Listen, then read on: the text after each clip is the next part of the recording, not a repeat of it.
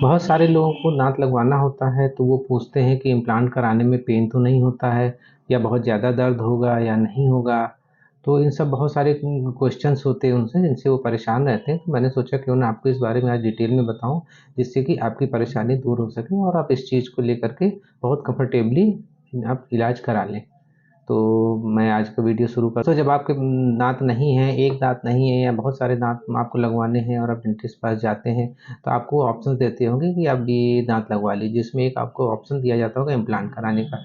तो इम्प्लांट कराने का ऑप्शन जो है वो एक सर्जिकल प्रोसीजर होता है, जिसमें कि आपको एक्सप्लेन भी करते होंगे, जिसमें सुन कर के एनेस्थीसिया दे करके सर्जरी करके करेंगे, तो आप डर जाते होंगे कि कहीं ऐसा तो नहीं, तो बहुत बड़ा मतलब सर्जरी लग रही है या इसमें आपको ज़्यादा परेशानी हो सकती है, कुछ दिन आपको ज़्यादा रेस्ट करना पड़ सकता है और खाने-पीने में परहेज़ काफ़ी दिन करना पड़ेगा, तो ऐसा बिल्कुल भी नहीं है।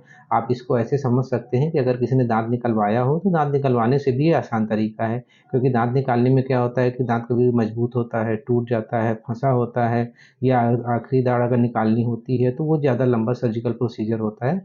ये उससे भी आसान प्रोसीजर होता है।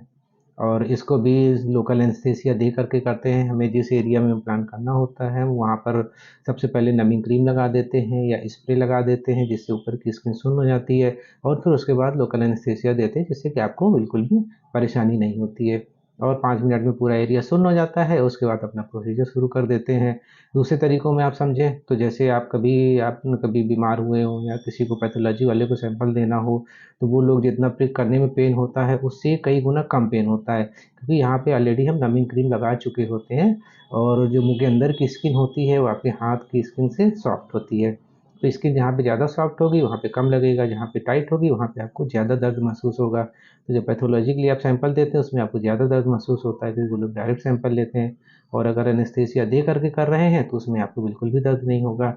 इस तरीके से आपको इसमें पेन नहीं होता है। मैं आपको बता दूँ कि बहुत सारे लोग इसको इम्प्लांट को सोचते हैं कि बॉडी में पड़ा रहेगा, ये आगे चल के नुकसान करेगा या इससे कोई दिक्कत होगी। मैं आपको बता दूँ कि बहुत ही बायोकम्पैटिबल मटीरियल होता है, जो हमारे शरीर में कई सालों तक पड़ा रह सकता है।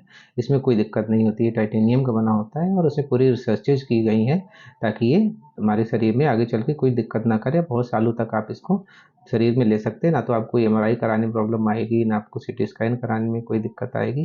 किसी भी तरह के प्रोसीजर में कोई इससे दिक्कत नहीं आएगी या आपको जैसे मेटल डिटेक्टर में कहीं कोई प्रॉब्लम आए तो उसमें भी इससे दिक्कत नहीं आती है।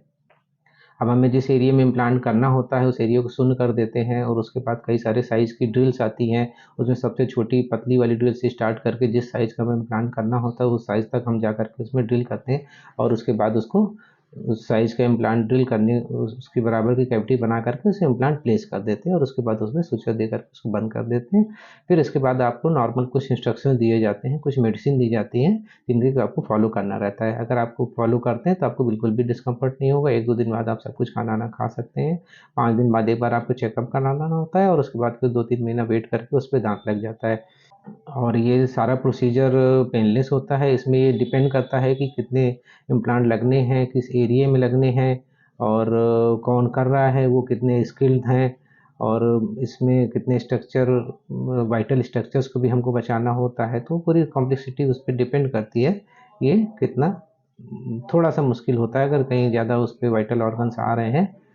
और दूसरी चीज़ ये हर एक आदमी की कैपेसिटी पे भी डिपेंड करता है। जैसे बहुत सारे लोग पेन बर्दाश्त कर लेते हैं, बहुत सारे लोग को पेन बिल्कुल भी बर्दाश्त नहीं होता है। ज़रा सा पेन होता है तो बहुत ज़्यादा बोलते हैं पेन हो रहा है। कुछ लोगों को पेन बिल्कुल पता नहीं चलता है। या आप ऐसे समझ सकते हैं जैसे गर्मी हो रही है तो कुछ लोग उसको बर्दाश्त कर लेते हैं, कुछ लोग कहते हैं नहीं एसी चला दो, मैं ठंड गर्मी लग रही है।